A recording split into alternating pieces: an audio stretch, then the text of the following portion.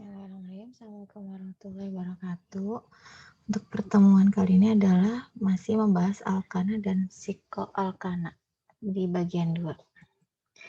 Cakupan dari pembahasan kali ini dari alkana dan psikoalkana adalah sumber dan manfaat serta struktur dan hubungannya dengan sifat kimia maupun fisika dari senyawa alkana dan psikoalkana.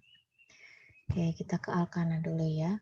Ini ada sudah tidak asing lagi pembagian dari senyawa alkana di berbagai rentang rantainya beserta ada titik didihnya. Nah, ini salah satu sifat fisikanya, titik didihnya ya.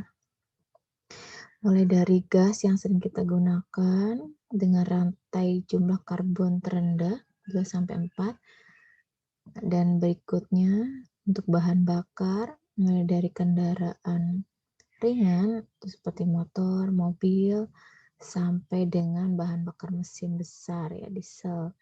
Nah, dan diakhiri oleh aspal. Aspal itu yang paling tinggi titik didihnya dan bentuknya sudah kita tahu itu sangat padat, memanaskannya pun cukup lama ya.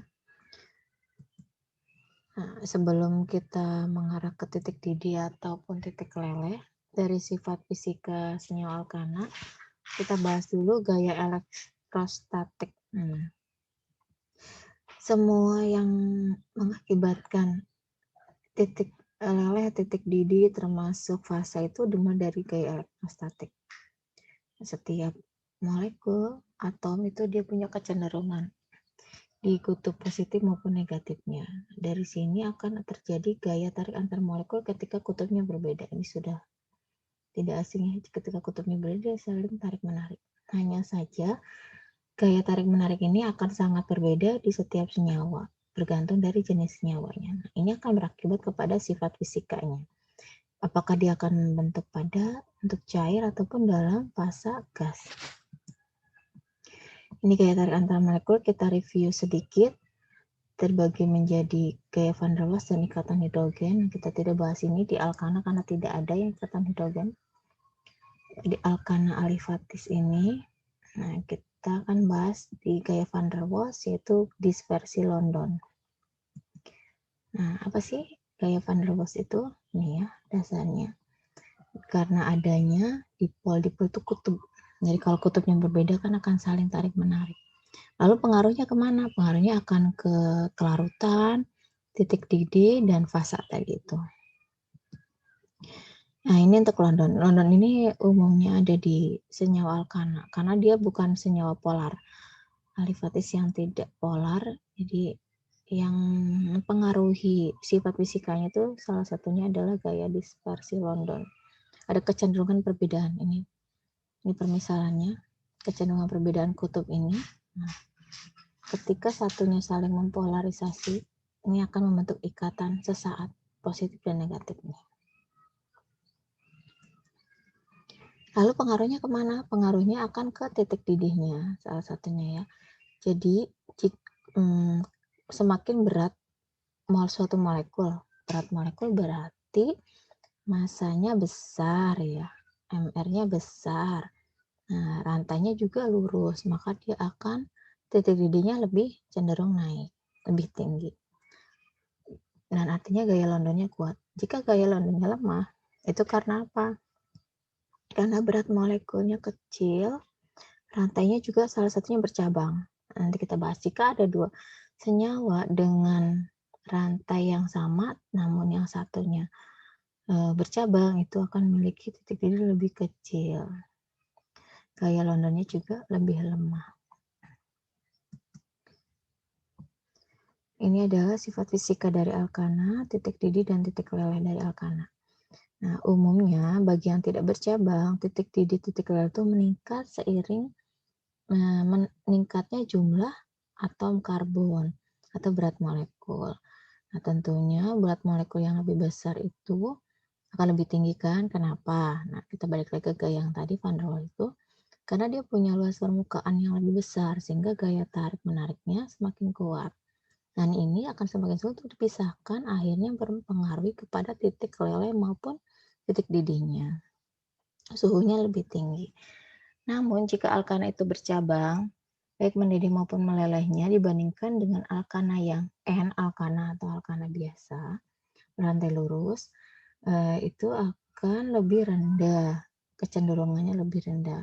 Karena percabangannya tadi itu, jadi kontaknya akan semakin tidak mudah dirapatkan ya.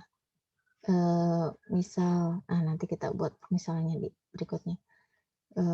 Sebentar ini dulu ya teorinya. Ini tabel titik didih dan boiling point dan melting point. Mulai dari yang sangat negatif, gas tadi itu, ini bentuknya cair.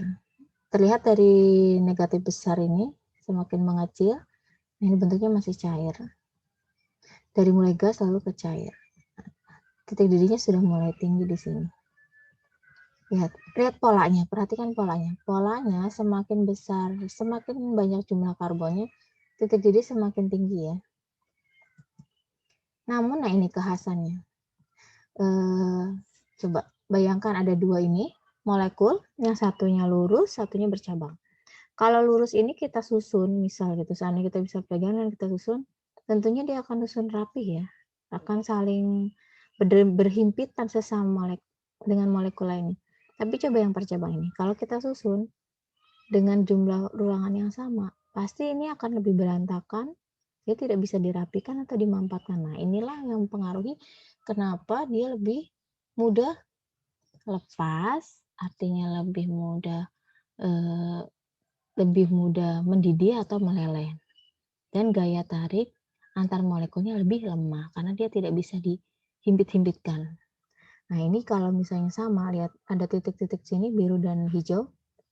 Yang biru ini dengan semisal C-nya 10 ya.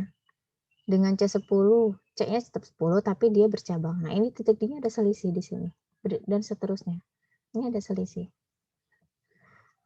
Yang hijau ini adalah bercabang. Senyawa alkana yang bercabang ini senyawa alkana yang lurus. Dia akan memiliki titik D lebih rendah daripada alkana yang tidak bercabang. Nah, lalu kelarutannya gimana? Senyawa alkana yang alifatis atau murni alkana hidrokarbon itu biasanya bersifat non polar atau hidrofob. Udah tidak asing ya hidrofob. Makanya dia sering dipakai sebagai pelumas atau pengawet untuk logam agar tidak terkena air dan tidak berkarat. Nah, kalau dari kerapatannya, kerapatan massa jenis ya, 0,7 ini lebih rendah dari air. Karenanya senyawa organik itu umumnya lebih ringan daripada air. Jadi kalau ada air dan alkana ini, tentunya dia ada di atas ya, menjadi dua fasa tidak bersatu. Nah, ini yang siklo alkana. Siklo alkana itu bersifat siklik ya, sudah dibahas di pertemuan sebelumnya. Contohnya apa? Karbohidrat yang kita makan sehari-hari itu. Ini contoh fruktosa. Lalu dari DNA dan RNA sudah tidak asing ya. DNA ini sebagai pembawa aliran genetik sifat keturunan. Nah, ini contoh strukturnya. Ini adalah siklo dari alkana. Karena di sini tidak ada ikatan rangkapnya. Nah, ini titik didihnya.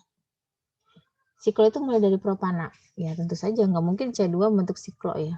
C3 segitiga siklonya. Nah, ini titik didihnya. Perhatikan, ini juga sama polanya. Semakin besar masanya, semakin panjang rantai karbonnya, dia semakin tinggi titik didihnya dan titik melelehnya. Nah, ini ada kelainan di sini, agak berbeda. Nanti kita cek di tabel berikutnya. Nah, ini massa jenisnya di rentang sekian. Nah, ini ya perbandingannya antara dengan C yang sama antara alkana dan sikloalkana. Sikloalkana itu cenderung lebih negatifnya lebih kecil. Negatif kecil berarti titik didihnya lebih tinggi ya. Lebih tinggi. Ini butana berbeda, sangat drastis sekali. Butana siklobutana. Yang satu negatif 0,5, yang satunya 13. Selisihnya jauh sekali. Sama halnya yang tadi, yang negatif. Siklopentana. Heksana ini.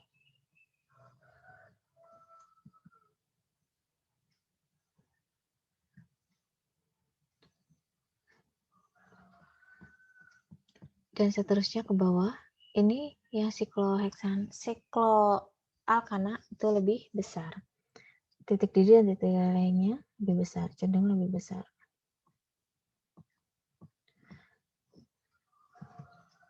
Baik, cukup untuk pertemuan kali ini.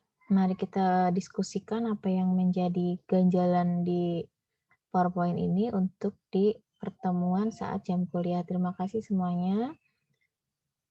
Assalamualaikum warahmatullahi wabarakatuh.